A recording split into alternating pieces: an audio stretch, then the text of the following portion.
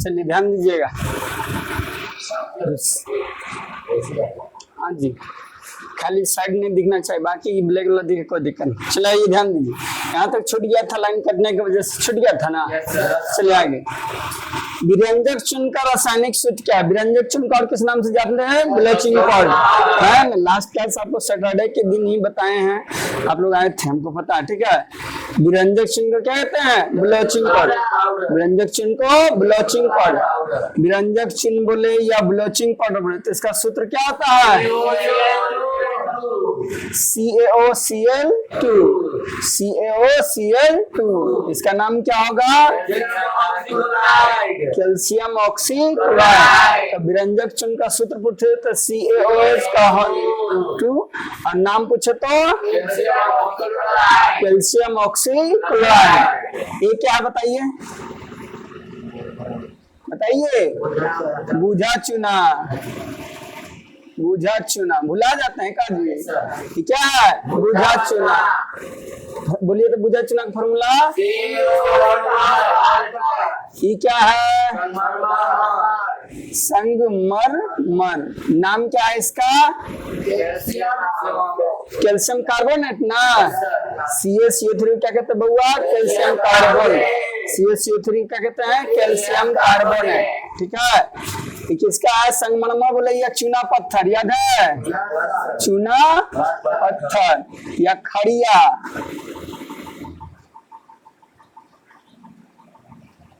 ठीक है, संगमरमर बोले, चूना पत्थर बोले, खड़िया बोले तो उसका सूत्र क्या होता है? CaCO3। रासायनिक नाम कैल्शियम कार्बोनेट। बुझा चूना बोले तो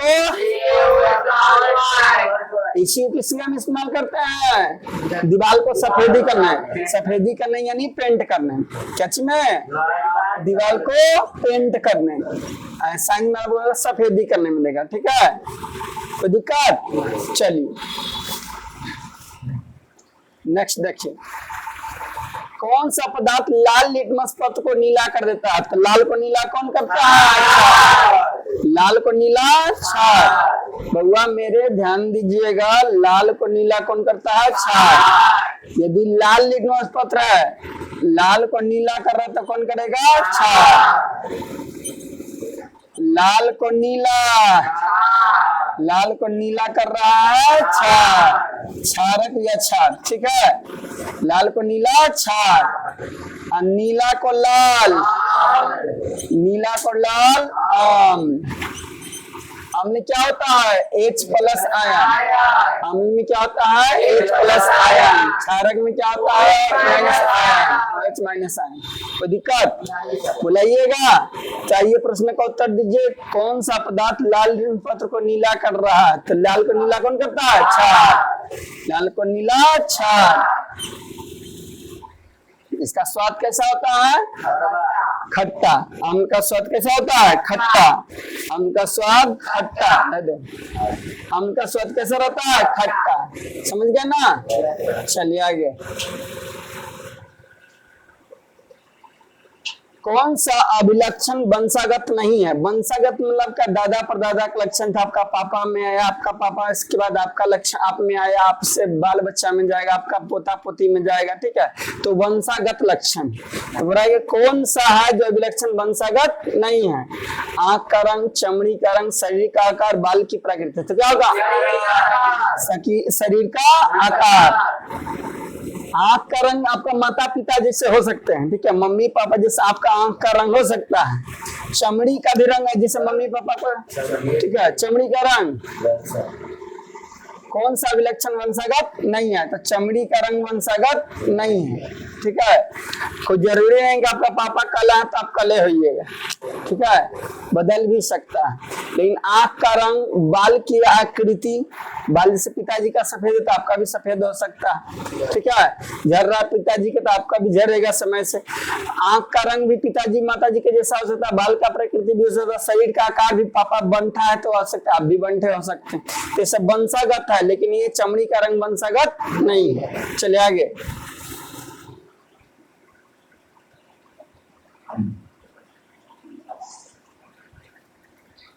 चलो, शुद्ध जल का पीएच मान होता है, शुद्ध जल का पीएच मान 7, शुद्ध जल है तो पीएच मान 7। अथी का भी क्या होगा, आश्रित जल का भी पीएच मान 7।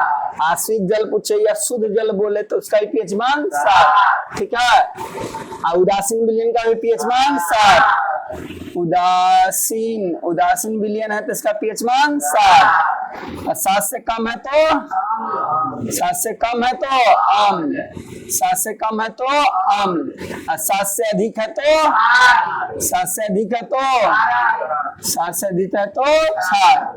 इसे भुलाने वाला है, भुलाइएगा नहीं, भुलाइएगा, यही आपको याद हो जाएगा। तो एक बार फिर से रिपीट कर दे, शुद्ध जल का पीएच मान 7, उदासीन विलयन का पीएच मान 7, क्षार विलयन का पीएच मान 7 से अधिक, क्षार का पीएच मान 7 से अधिक, अम्ल का पीएच मान 7 से कम। चलिए, कौन सा कार्बन यौगिक सबसे अधिक अभिक्रियाशील है, यानी सबसे ज्यादा रिएक्शन करता है? तो CH4, C2H4 ये अधिक अभिक्रियाशील है। C2H4 क्या है? अधिक अभिक्रियाशील है। CH4 को मीथेन कहते हैं, क्या कहते हैं? मीथेन। ये आपका किस में कौन क्या चीज में पाया जाता है? मीथेन बायोगैस का प्रमुख घटक है। पूछा बायोगैस में क्या पाया जाता है? तो मीथेन।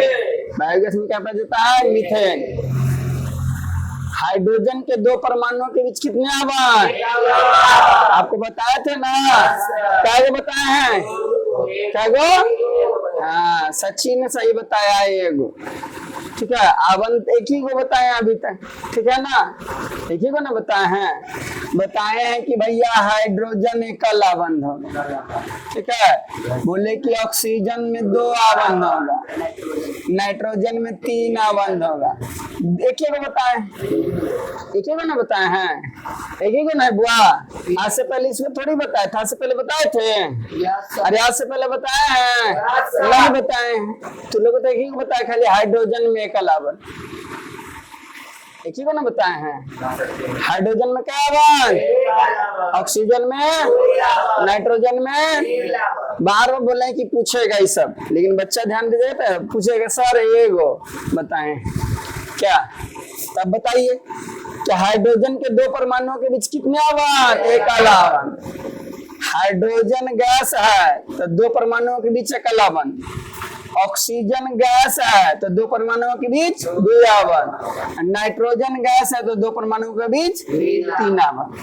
सर तो एक ही को बताएं, कहाँ से मिले? क्या जी, एक ही को ना दिख रहा है? तो बताइए एकल आबंध किसमें? द्विआबंध किसमें? त्रिआबंध किसमें? त्रिआबंध किसमें? एकाबंध किसमें? एकाबंध किसमें? त्रिआबंध किसमें? त्रिआबंध किसमें? ध्यान से क्लास में बैठिए, ठीक है। होश में क्या पूछ रहे हैं सर? पापे के नाम पूछ रहे हैं कि मौसा के तना ना पूछ रहे हैं, ठीक है। हाइड्रोजन में त्रिआबंध किसमें? त्रिआबंध हाइड्रोजन में। एकल आबंध किसमें? नाइट्रोजन में कितने आबंध? द्विआबंध किसमें? द्विआबंध किसमें?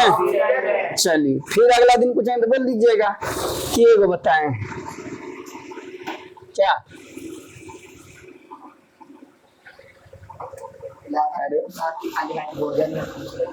हम समझ रहे दोस्त का पक्षपात लेना तो बनता है, दोस्त के लिए उतना तो कर ही सकते, दोस्त के लिए उतना ना करेंगे तो क्या करेंगे। चलो देखो, दोस्त तो ही होता है जो गलत में साथ दे, दोस्त ना है। अच्छा चीज में साथ दे वही दोस्त होता है, ठीक है। पढ़िए, देखिए आपसे हमको कोई प्रॉफिट लॉस नहीं है, पढ़िएगा आप अपने लिए, नहीं पढ़िएगा अपने लिए, ठीक है। अभी बच्चा लोग जो बैग टांग के बख्तियारपुर जा रहा है, चित्रवा टेढ़ा ना करे, क्यों हमरा ला जा रहा है कि अपने लिए जा रहा है, ठीक है। बैग टांग के, ठीक है। पढ़िए, होशियार बन के कहीं जाएगा तो आपको 4 मास्टर के बीच में इज्जत बनेगी, ठीक है। तो अच्छा ज्ञान जब सिखा रहा है मास्टर तो अच्छा सीखा, ध्यान दीजिए क्लास में, ठीक है। हम बोले ना कि आपको याद नहीं थी क्लास में, कितना बार भुलवा दिए बताओ, तो भुलाने वाला चीज है। मन से यहाँ ध्यान कवर करके, हाँ मेमोराइज करके, हाँ नाइट्रोजन दे। अब ध्यान नहीं दीजिएगा तो हम घोट तो नहीं पिला देंगे। आइए विद्युत ऊर्जा का व्यवसायिक मात्रक क्या होता है? यूनिट। यूनिट में आता है 1 यूनिट कितना लग रहा है, 2 यूनिट कितना लग रहा है, जाता है आप जाते हैं यही पसंद तो बताओ महंगा होगा, यूनिट ज्यादा लग रहा है तो इसलिए पैसा ज्यादा लगे। ठीक है, तब विद्युत ऊर्जा का व्यवसायिक मात्रक क्या है? यूनिट है। विद्युत ऊर्जा का व्यवसायिक मात्रक यूनिट। अब वाट किसका है? विद्युत शक्ति का। विद्युत शक्ति का पूछे तो वाट, विद्युत शक्ति का पूछे तो वाट। विद्युत ऊर्जा का व्यवसायिक मात्रक यूनिट, विद्युत ऊर्जा का व्यवसायिक मात्रक यूनिट। ठीक है, बोलो कोई दिक्कत है? इतना ही रणनीति इसमें, तो इसमें इतना ही। जय हिंद जय भारत। सोशल साइंस निकालिए।